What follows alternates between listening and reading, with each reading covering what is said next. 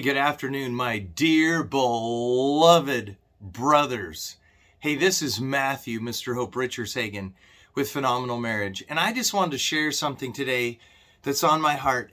And it really, I trust it'll be a help to you. It's been such a help to me in transforming my marriage, in empowering me, equipping me, and encouraging me. I was at a wedding today and it was beautiful. You see this beautiful young lady in a white gown, speaking of purity, up at the front there with this beautiful young man in his fine duds. Just absolutely. And I know the couple. They've been courting, they've been dating, and they were engaged. And today they joined their lives in one, in the presence of God, and before a giant group of witnesses. And the thing that really came to me, that really struck me as I was sitting there with my bride, and my son was taking pictures, so he wasn't sitting with us, and our daughter, we're sitting there in the row. And the thing that really came to me, that really struck home, it was this question: how can we go from this picture where there's two people that are just so in love, and they stand up there at their altar and they pledge fealty to one another. They pledge loyalty. They pledge love, lifelong commitment. And yet these same couples, I'm not saying anything about this couple. I trust before the Lord that they will work together and become friends, partners, and lovers. One flesh, spirit, soul, and body, just as God intended. The thing is, so often in my work, I've come to meet couples, whether it's 3 months later, a year later, 2 years later, 5 years later, 7 years later, 15 years later, 25 years later, 35 years later. And instead of being like this, they're like this. And how do we get there? Basically the question is, what makes marriage work? And I just want to share, this is not just some philosophical idea. I've used these concepts. Everything here is proven, practical, biblical, foundational. And I've used these same truths in my marriage to redeem my marriage with my amazing wife. And I'm so excited to share this with you, what really makes marriage work and what happens in marriage. This is what usually happens in marriage and what you can do about it, my dear beloved brothers. So a man and a woman, they find each other and they, if I could use the word, fall in love. They really like each other. They think really happy thoughts. This person's always going to have my back. They're always going to take care of me. They're always going to put me high up in their life. And here's what happens. Men marry for who a woman is, and he gets mad if she changes. The thing is, here's the honest to goodness truth. Women marry for who a man could be and should be, and they get mad if he doesn't change far enough, fast enough. And the sad truth is the honeymoon is over when she tries to change him and he doesn't want to change. And she tries to control him, and the honeymoon is over. He does not feel respected. He does not feel her love because it's gone. She's trying to control him. She's trying to change him. She gets mad at him. And honestly, most men live in a miserable situation, and I'm so thankful for the men that I know that just make the best of it. That's not what God's called us to, but that's the noble thing to do in a difficult situation, is just man up and seek to do your best. What I would like to do today is I would like to share how you can step up, how you can step into your relationship and lead your wife in love and get out of that mess and lead her to overcome friction, frustration, and power struggles and grow to become soulmates. One flesh, spirit, soul, and body, just as God intended. So what's a guy to do? You say, Matt, what's a guy to do? This woman marries, and I've talked to a couple, this beautiful bride. Beautiful. I'm at their wedding. It was amazing. A couple months later, I check in with them, and their home is already, if you could use the word, on the rock. She's already upset with him. And here's the honest to goodness truth. He wasn't doing what she wanted him to do, not the way she wanted it done. And she was frustrated with him, and she didn't like him. And she did not show respect for him. She was mad at him. And here's the honest to goodness thing that we learned from Emerson Eggerichs: when a man feels disrespected, he acts without love. When a woman feels like she's not being loved. She acts without respect. It's called the crazy cycle. And around we go, clear right down the drain. It's destructive to the relationship. It's destructive to you. It's destructive to your relationship. So guys, here's the thing, my dear beloved brother. When your wife does that, if she does that, which she most likely will, statistically, the leadership that God has given you is for you not to react. When she's upset, you let her be her and you be you. You stay, you switch from your heels to your toes. You continue to lead her in love. Even if she's upset, even if she's agitated, even if she's demanding, even if she's bitter, you lead her in love. And what I'm going to tell you is that the power of her frustration and her anger is gone when you don't react to it. It works the same for her as well. If you simply love and give her room to be who she is, you give her room to turn towards you, it does miracles. Miracles, absolutely miracles. I wake up in a miracle every day. So here's the roadmap, my dear beloved brother. Here's the roadmap. Number one, you accept full responsibility for all of your actions and the relationship. She is not just responsible.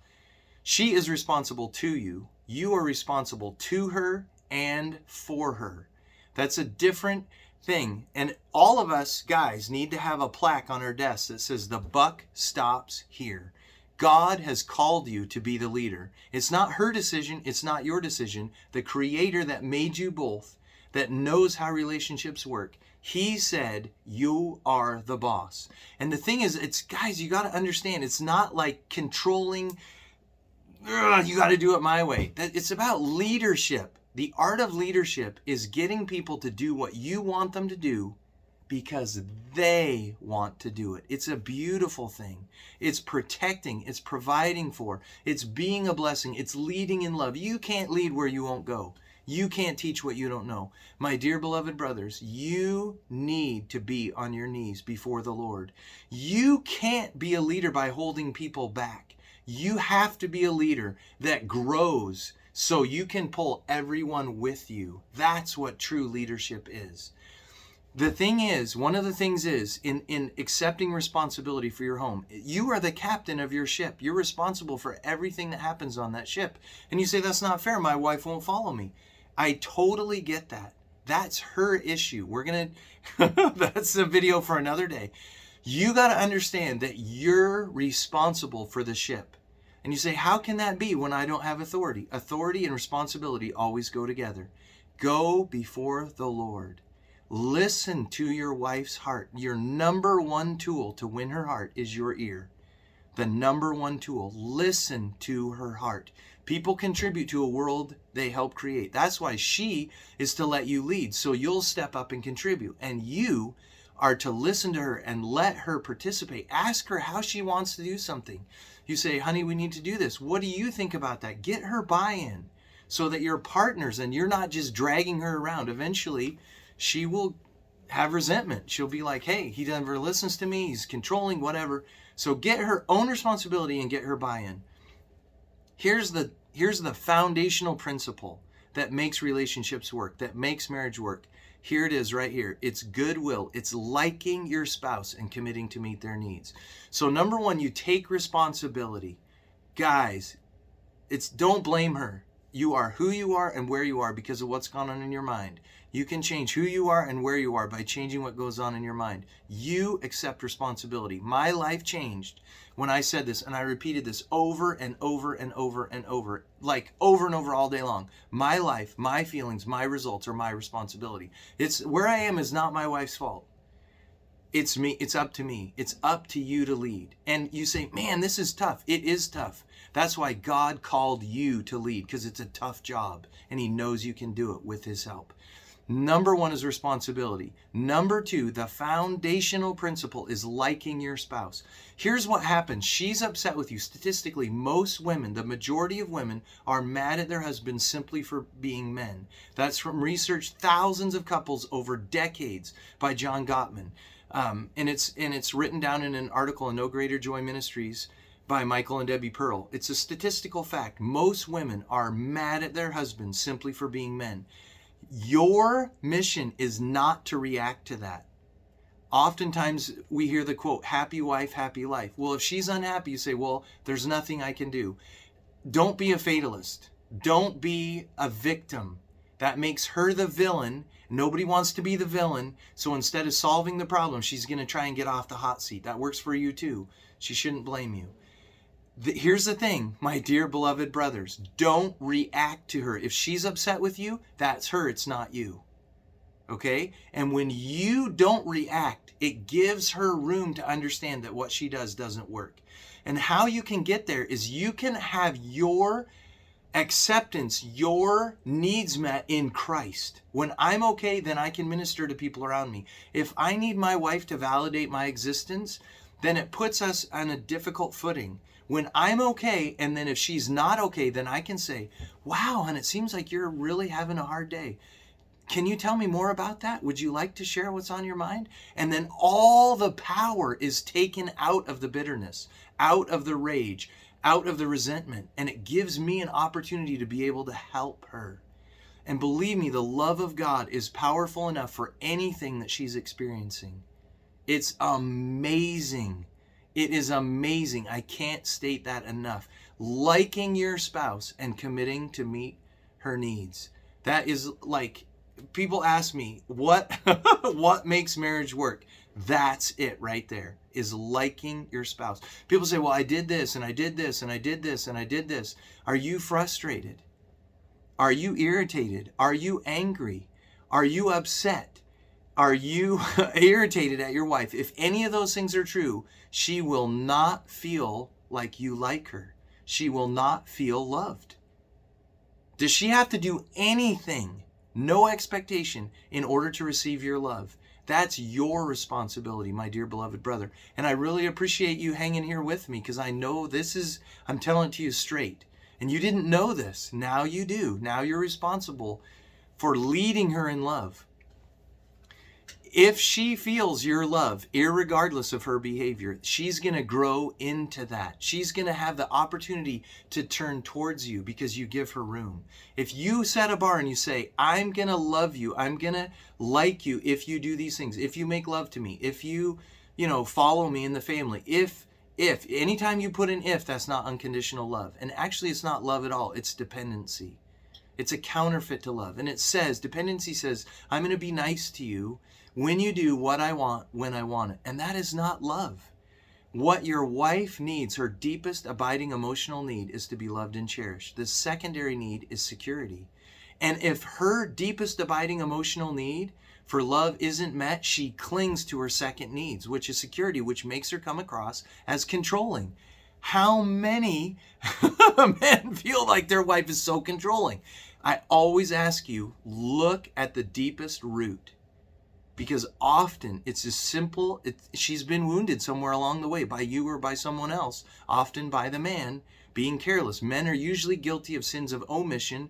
Women are usually guilty of sins of commission, things that she does, bitterness, anger, control. Guys are usually just clueless. They make the best of the relationship and they just go on, and she's really mad and he's not even aware of it. And then all of a sudden she's done. And the guy's clueless. He doesn't even know. It happens all the time. Don't let it happen to you. You invest. You show up on your A game.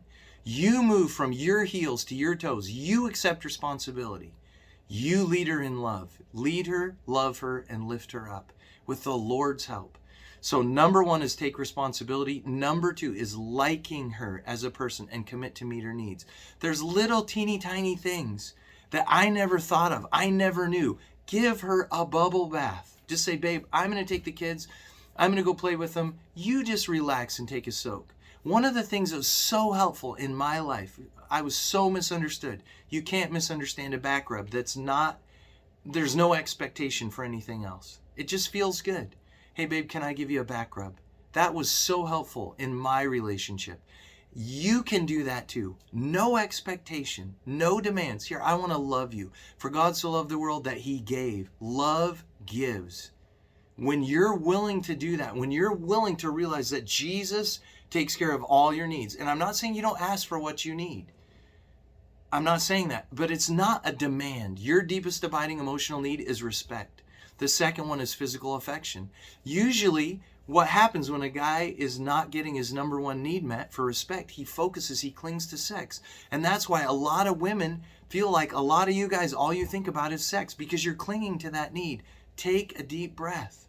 Realize that God's got you. The Lord Jesus loves you right like you are. Just take a deep breath. Wow, I'm here to love and serve. Jesus came not to be served, but to serve and to give his life a ransom for many.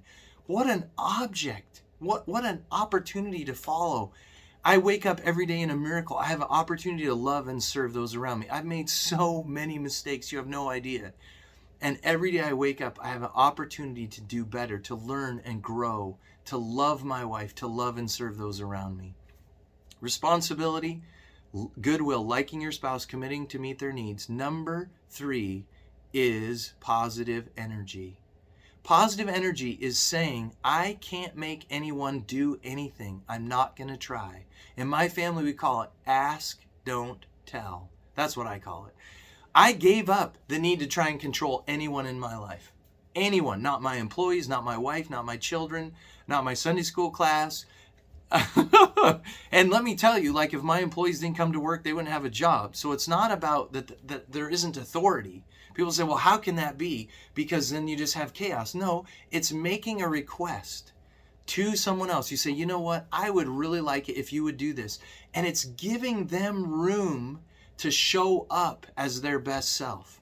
Because here's the thing, without freedom, there can be no love. None. It's not possible. If you put a gun to somebody's head and you say, you need to do this or I'll shoot you, when they do it, it's not love. It's compulsion. You need to give your wife room. I'm not saying she wants to go on a trip without you and I'll see you in 6 months. I'm not saying that. It's giving her room to be who God created her to be. The beautiful creature that God created her to be. You give her room.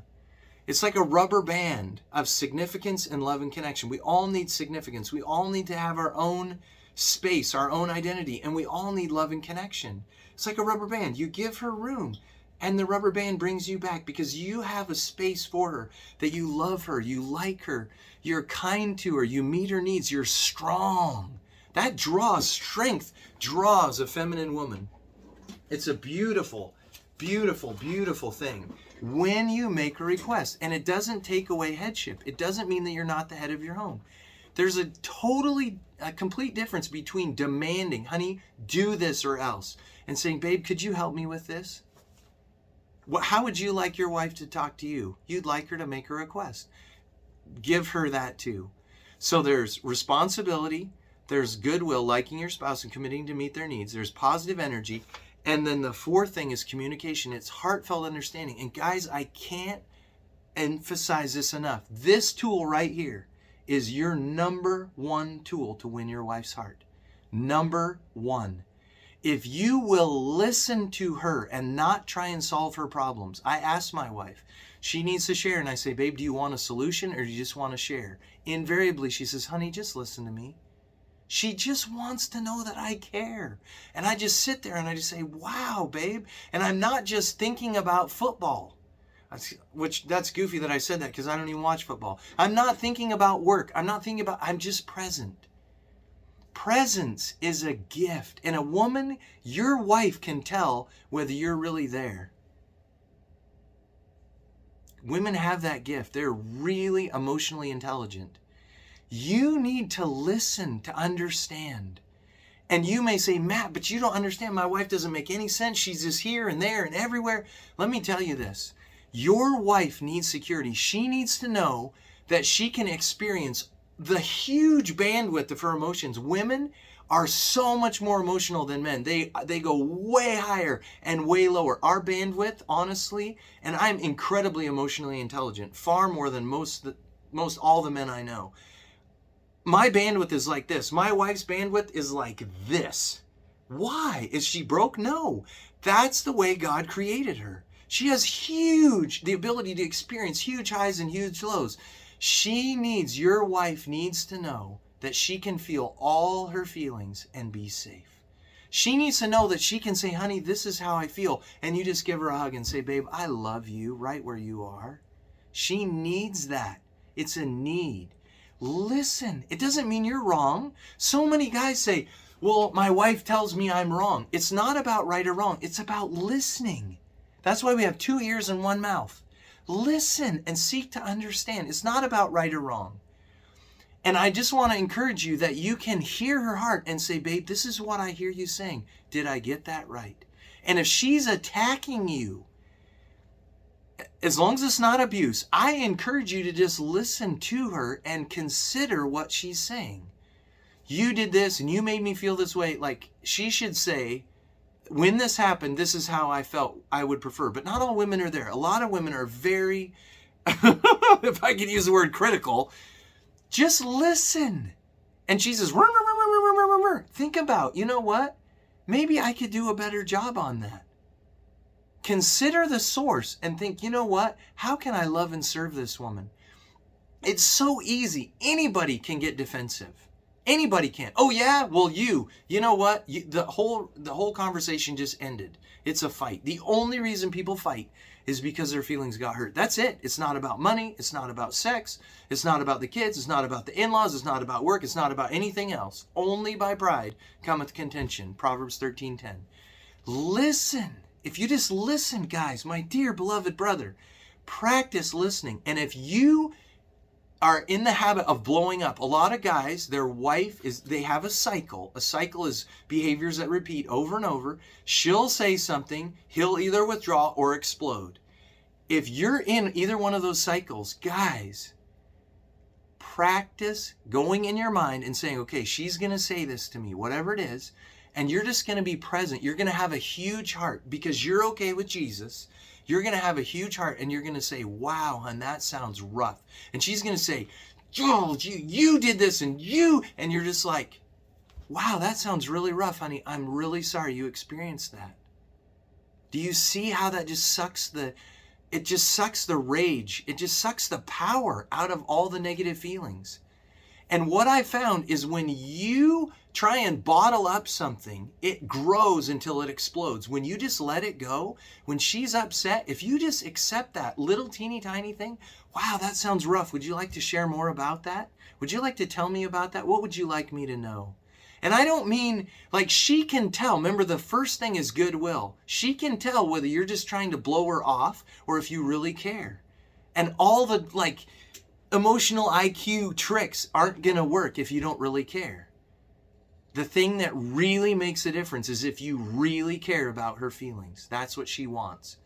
To be cherished, to be valuable, to be precious to you. And guys, if you get this, you will be so blessed. This woman will change your kids' diapers. She'll make love to you. She'll feed you. She'll clean your house. She'll work like you would not believe if she likes you. If you lead her and love her and lift her up, you will have a friend. You will have a partner. You will have a lover. You say, Matt, this sounds like so much work. It is a little bit of work. It takes a little bit of energy to till a field and plant a crop. But you know what? You can get 100-fold return on that crop. In the field across my house, my father-in-law's planted and got a 10,000% increase in 1 year, which is 100-fold. Believe it. And that's what's available with the Lord's help for you in your marriage. And you're going to pay one way or the other. If you just ignore her, you're going to end up having someone who's fighting you, who's bitter, who's angry, who's resentful. If you reach out to her and you're like, babe, that sounds so hard. Often what I've found in my practice, in my life, when women are like that, there's usually a hurt that her husband has done to her. And she didn't forgive. Like, shame on her. God doesn't use guilt, shame, or condemnation. Her part is to forgive. And she could just forgive and go on with life. Often, what I find is that a woman has resentment. She has unforgiveness that leads to bitterness that creates this whole problem. And you can solve that, my dear beloved brother. If you listen and she says something and you say, wow, I am really sorry. I didn't mean to treat you that way. And one of the things that really helps is if you pray together on a regular basis. My wife and I, we pray twice a day, morning and night. We pray for each other. We pray with each other. That I can't emphasize this enough. If you'll talk, if you'll listen to her, You say, Matt, my wife won't listen to me. I can empathize. Keep listening. Seek to understand and then to be understood. Just keep at it. You'll get it.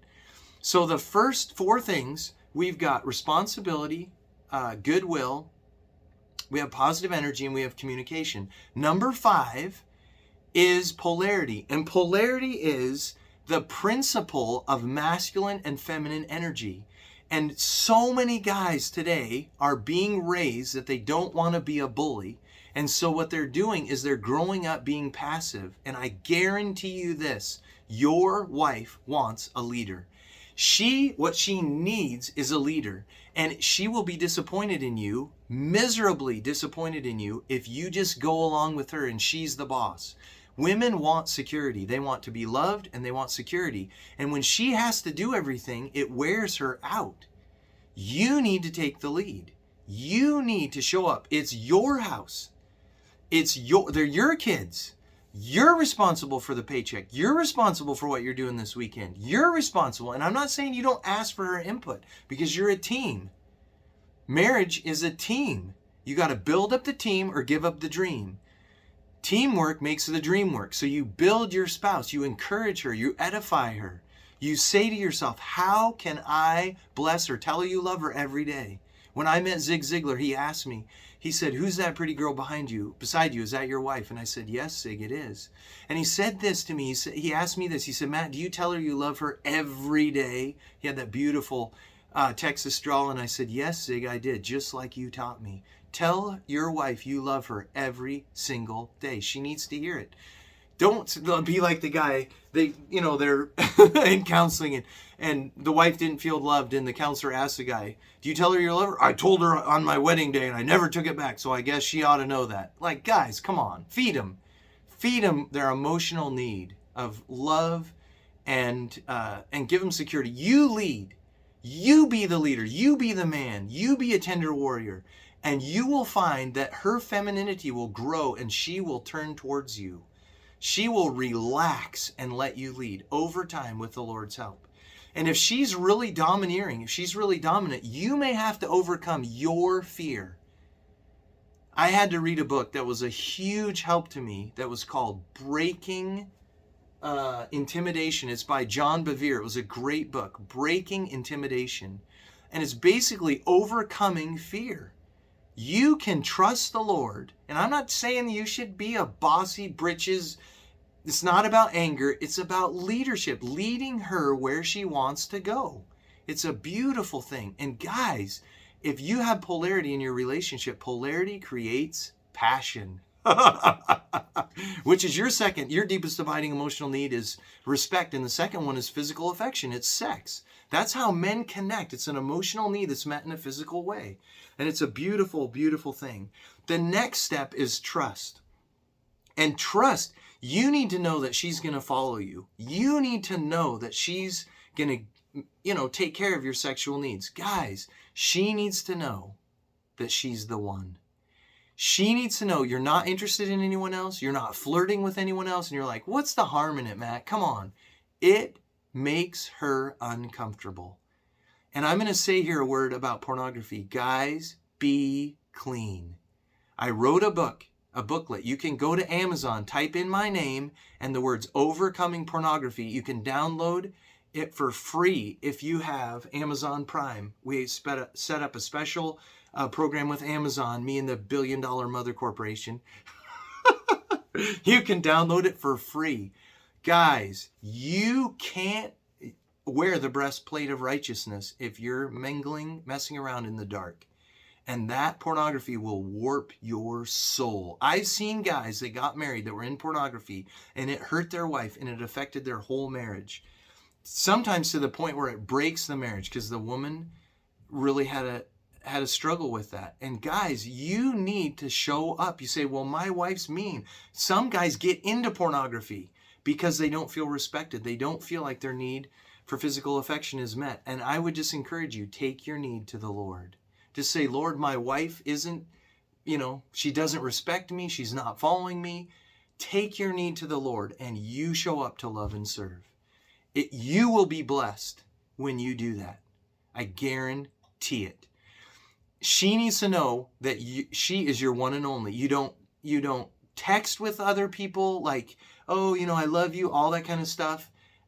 You're open about everything you do. Like my wife knows my password. She, not my counseling staff, but she has complete right to look at my life as an open book, and it gives her a sense of security because she knows that it's open.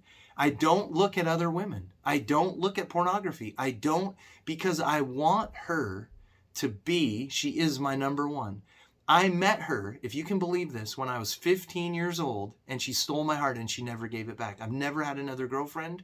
I've never, she's my one and only. And we've been married almost 30 years. And the Lord is so good, so good. So there's trust. And then the pinnacle, almost to the top, is his secret fuel and her secret fuel. Your secret fuel is respect and physical affection. And if you're not getting your secret fuel met, Emerson Eggerichs talks about how if you don't get respect, it's like your air hose is being cut off. I can't breathe. I totally get that. When you take that need to the Lord, say, Lord, I feel completely disrespected. She's not listening to me. She's not following me. She's, she contradicts me in front of the kids. Take that before the Lord. The Lord allows this trial. She needs to work on that. That's her part. You need to work on leading. You need to lead her, love her, and lift her up. You go before the Lord and you say, Lord, you pour out your heart to the Lord. Say, Lord, this is what I need. I'm not getting it. And you save yourself for your marriage. Because if you go and try and find that need and get it met somewhere outside of your relationship, all it does is drive a wedge between you and your wife. And I'm living proof that what you really need, if you're going to have joy and blessing in your life, is you will be one flesh together. It's the most, I can't overemphasize, I can't say it enough, that your relationship with your wife, Peter goes so far as to say, if you're not getting along with your wife, your prayers, your relationship to God is hindered. Guys, I encourage you to step up. Now, her secret fuel is to be loved and cherished. And the second one is security. And you seek to meet those needs. You seek to fuel that up. You say, but Matt, she's not doing anything for me. I totally get that. I totally understand that. And this is the one thing that I'll tell you. In Luke 6:38, it says, give and it shall be given unto you, pressed down, shaken together, flowing over. For with the same measure that you use, it'll be used to you. If you're willing to be a fountain of blessing, you be a fountain of blessing. You say, but she's not meeting my needs. Why should I meet hers? God calls you to be the leader. God calls you to step forward. And here's the thing, the grass grows greenest where it's watered and fertilized the most. And you have to take the risk. If you want love, you got to give love. The only love you can be 100% sure of is the love you give. And what I've found in my life, in all the couples that I've coached and counseled and worked with, if you will lead her in love, you'll be a tender warrior. You're strong, but you're tender. You're strong, but you're not hard towards her. And you lead her where she wants to go. You take the responsibility from the Lord seriously, on your knees, in dependence upon him, and you seek to meet those needs, and you give her room to turn towards you. What I've seen is the Lord's come in. The matchless love and grace of Jesus can melt her heart. She has a promise in 1 Peter 3 that she can win her husband's heart no matter what. And that's a very powerful promise. And I've seen it work on the opposite side too. And that's what I encourage you, my dear beloved brother. And the pinnacle of all of this is that you would be soulmates.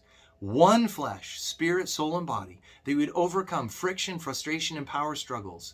That you would lead her. That she would make a request if she wanted something. Hey, babe, I'd like to, for example, and this sounds totally goofy, but this is what happens in real life. This is real life. People fight about the toothpaste tube. People fight about toilet paper. If you're the leader in your home and she asks you and she says, honey, I want to run the toilet paper this way. What do you think? No matter what you decide, that's what we'll do. When you get that kind of a response from your wife, you will be experiencing being one flesh, being soulmates, one flesh, spirit, soul, and body. And your wife may not be there yet. Give her room. Give her room to do that. You lead her in love. and you give her room. And what you're going to find with the Lord's help is you're going to be teammates. You're going to be friends, partners, and lovers. And it's like, I can't overemphasize it. Zig Ziglar used to talk about the home court advantage. The most important thing in our life is our relationship to the people that we love.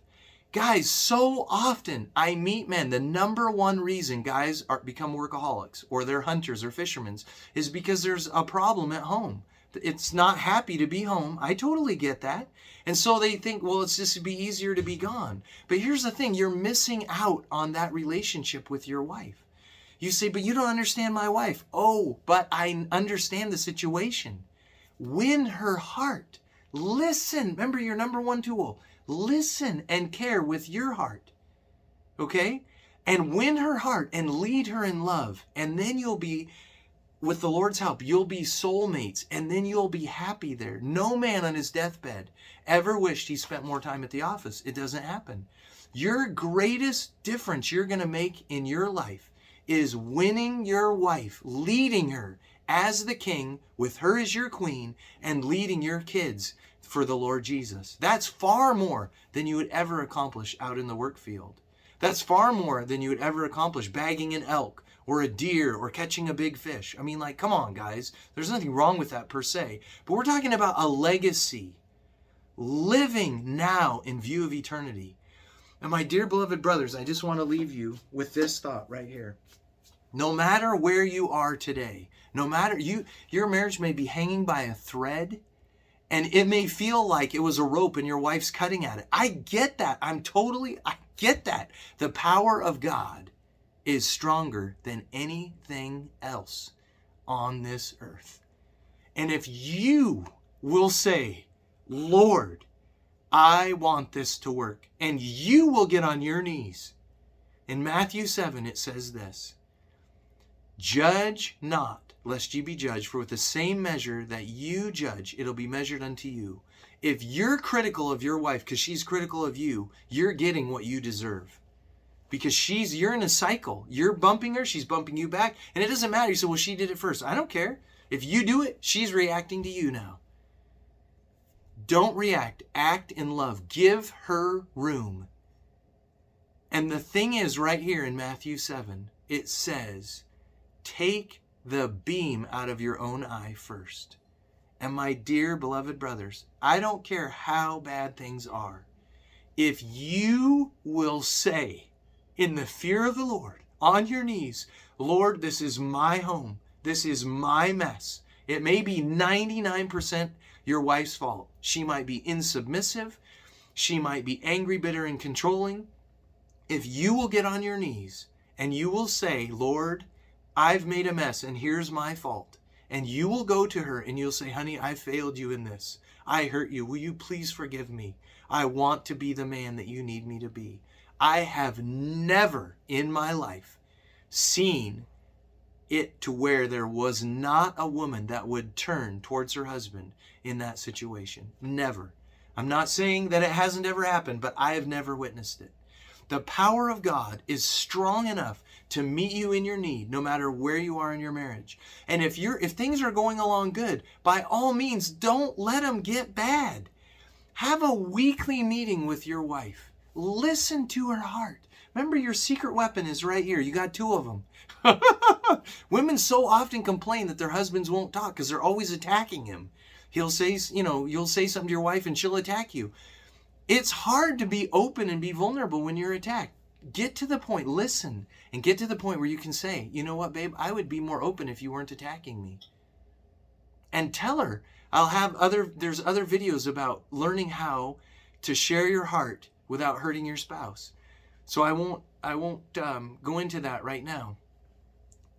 My plea for you, my dear beloved brother, is that you would see your calling. It's a very high calling. It is really super hard. The hardest relationship dimension is when a woman has contempt for her husband and he has to rise through that contempt to be light and love, to be the leader, to lead her, love her, and lift her up while she's attacking him, while she has contempt for him.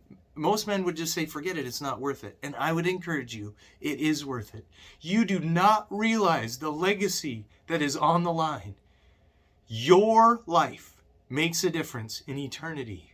It's worth the fight. I'm not going to tell you it's going to be easy, but I'm going to tell you this. It's going to be worth it. If you, in the fear of the Lord, will say, here's my fault. You look for your problem. You leave her problems for later. All that's going to come out. Trust me. Trust me. It'll come out. If you will look and you'll say, Lord, where did I go wrong?